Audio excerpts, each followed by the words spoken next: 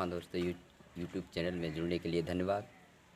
आज हम आपके सामने बता रहे हैं कि रस किसे कहते हैं, रस की उत्पत्ति कहाँ से हुई है, रस कितने प्रकार के होते हैं, ये सब आज के वीडियो में हम बताने वाले हैं। जिन छात्रों ने अब तक इस चैनल को सब्सक्राइब नहीं किया है वो इस चैनल को सब्सक्राइब कर लें, ताकि आने वाली नई वीडियो आपको सामने उपस्थित होती रहे। तो आज चलते हैं दोस्तों रस।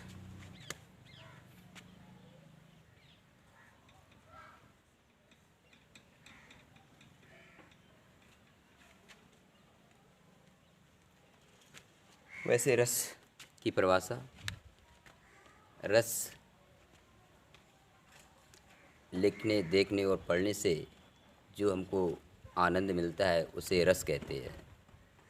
रस के बारे में कई एक विद्वानों का मतभेद भी है। हमारे रस की उत्पत्ति सबसे अभी दिखने में जो प्रदर्शित किया है, जिन्होंने ये शब्द दिया है, तो वो माने जाते हैं भरत मुनि। भरत मुनि ने अपनी नाट्यशास्त्र पुस्तक में रसों का वर्णन किया है, जो कि उन्होंने 8 रस लिख बताए हैं। भरत मुनि जी ने अपनी पुस्तक नाट्यशास्त्र में जिस रस का वर्णन किया है, वह रस उन्होंने 33वें में अध्ययन करने के बाद अपनी पुस्तक नाट्यशास्त्र में वर्णन किया है। 33वें में वहाँ रस का वर्णन स्वाद चखने या स्वाद लेने की दृष्टि से बताया गया था, लेकिन भरत मुनि ने इस रस का वर्णन देखने, सुनने या जिससे हमको आनंद की अनुभूति होती है उसे रस कहते हैं, इस संदर्भ में किया है। 33वें का रस का वर्णन वेद से लिया गया है। इसका मतलब हुआ कि वेद में ही रस का वर्णन 33वें में किया गया है, और वहाँ से भरत मुनि ने अध्ययन करने के उपरांत अपनी पुस्तक नाट्यशास्त्र में किया है। तो भरत मुनि ने अपनी नाट्यशास्त्र पुस्तक में 8 रसों का वर्णन किया है। रस काव्य की आत्मा रस को माना गया है, अर्थात रस जो है बहुत ही महत्वपूर्ण है। तो 8 रसों का वर्णन किया है, इस पर हम आपके सामने प्रस्तुत कर रहे हैं। वो कौन कौन से रस हैं? नंबर 1 श्रृंगार रस। नंबर 2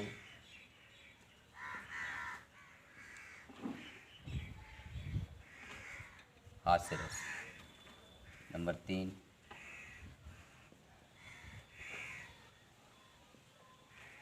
करुण रस। 4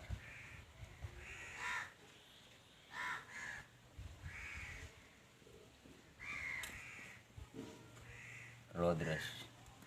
5 वीर रस। 6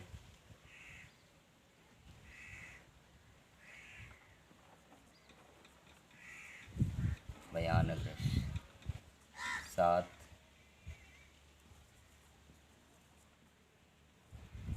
वीरपात्र रस। और 8वां है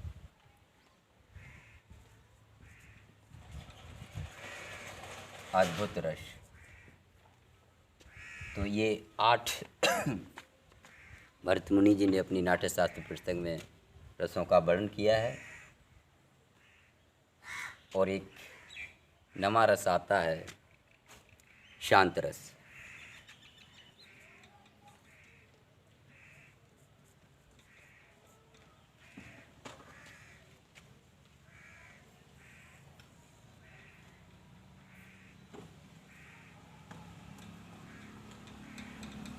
ये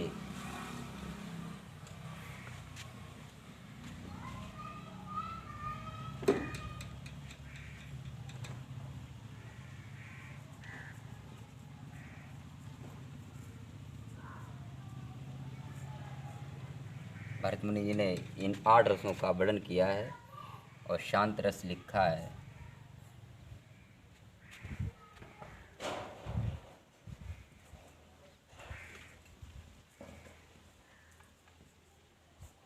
उद्भट जी ने।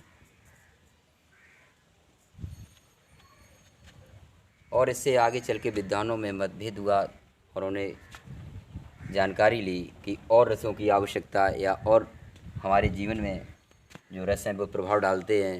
उन्होंने खोज किया और लिखा आगे एक 10वां रस वात्सल्य रस।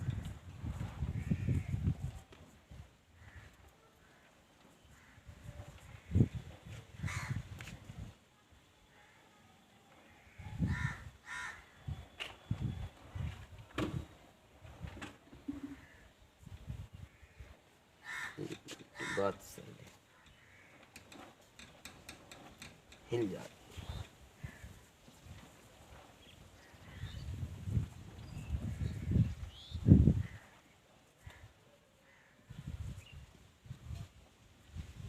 वात्सल्य रस ये लिखा है विश्वजीत ने।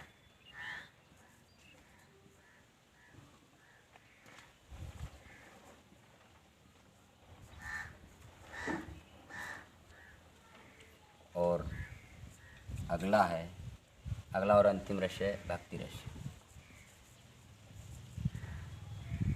भक्ति रस ये लिखा है रूप गोस्वामी ने।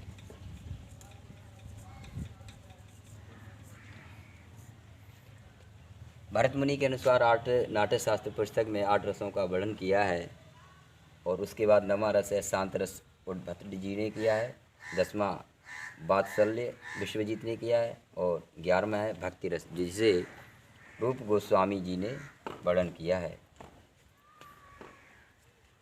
भरत मुनि जी ने इन रसों का वर्णन तो किया है, उन्होंने स्थायी भाव के बारे में वर्णन नहीं किया है। तो आगे चलकर स्थायी भावों का वर्णन अमने जी ने किया है और इन 8 रसों का स्थायी भाव से ही रसों की उत्पत्ति होती है। तो स्थायी भाव इसमें क्या लिखे 8?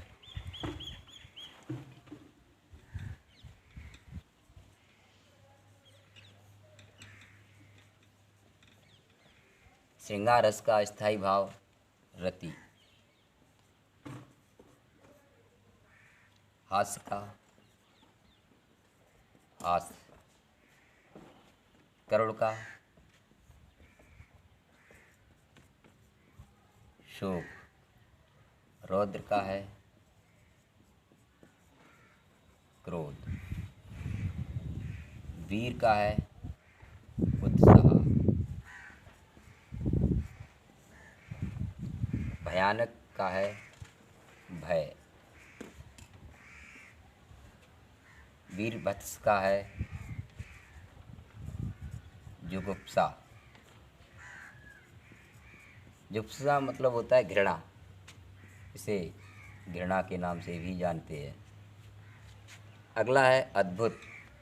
अद्भुत का मतलब होता है विचित्र अर्थात विस्मय। स्थायी भाव होगा विस्मय। और शांत रस का स्थायी भाव है निर्वेद, जिसे वैराग्य भी कहते हैं।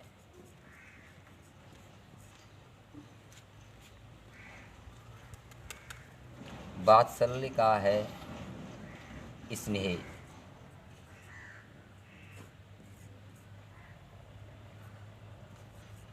स्नेह। और भक्ति का रूप गोस्वामी ने वर्णन किया है, इसका है हृदयव्रति।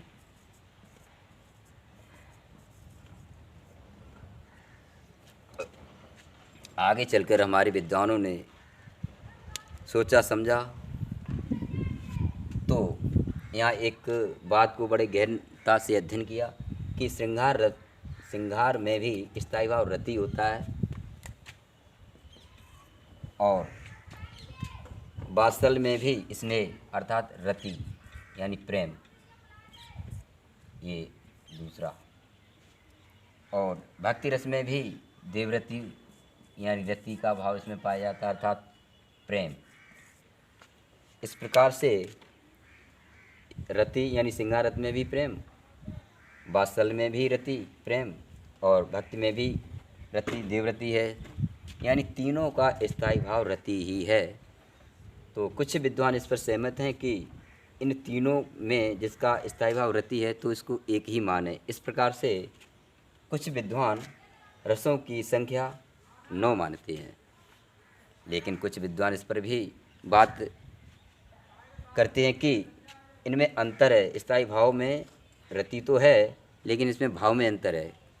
जब श्रृंगार रस में रति की जब चर्चा चलती है तो इसमें वासना युक्त होता है श्रृंगार रस, और जबकि वात्सल्य में स्नेह होता है, ये बच्चे के प्रति होता है। जिस प्रकार से हम किसी बच्चे से प्रेम से उठाते हैं तो इसमें यह भावना नहीं पाई जाती है, जो कि श्रृंगार रस में वासना की भावना पाई जाती है, लेकिन वात्सल्य में ऐसा कुछ नहीं होती, इसकी भावना अलग से होती है, प्रेम की भावना होती है।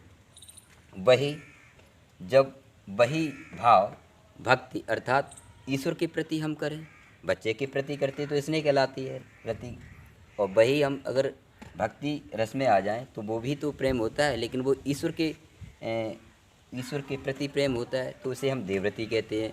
तो वहाँ वासना की कोई भावना नहीं पाई जाती है, इसलिए कुछ विद्वान अलग अलग रखना ही उचित समझते हैं। तो इस प्रकार से कुछ विद्वान बताते हैं कि रस 11 होते हैं।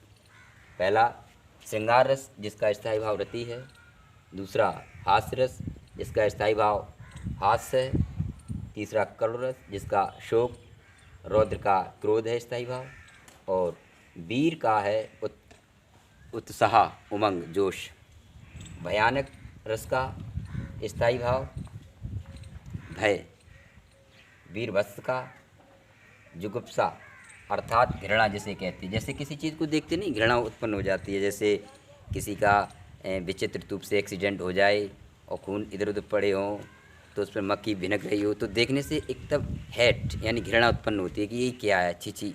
तो इस प्रकार की इसमें पाई जाती है, तो इसे जुगुप्सा कहते हैं, जैसे घृणा कहते हैं। और अगला है अद्भुत। अद्भुत का मतलब होता है कि विचित्र टाइप का, विस्मय। और अगला है शांत। उद्भट जी ने लिखा है निर्वेद अर्थात वैराग्य। ये इस पर कुछ विद्वानों ने चर्चा की। जैसे भरतमुनि जी ने 8 रसों का वर्णन किया है, तो कुछ विद्वान इस पर सहमत हो जाते हैं कि कभी कभार हमारे सांसारिक में चलते चलते ऐसा भी समय आता है कि हम इस संसार को कहते कि दुनियादारी में कुछ नहीं रखा, छोड़ो, चलते हैं कहीं एकांत में अपनी भक्ति की उपासना करते, ईश्वर की भक्ति करते हैं, जिससे कि हमें कुछ और प्राप्त हो, क्योंकि संसार से ऊब जाते हैं कुछ व्यक्ति।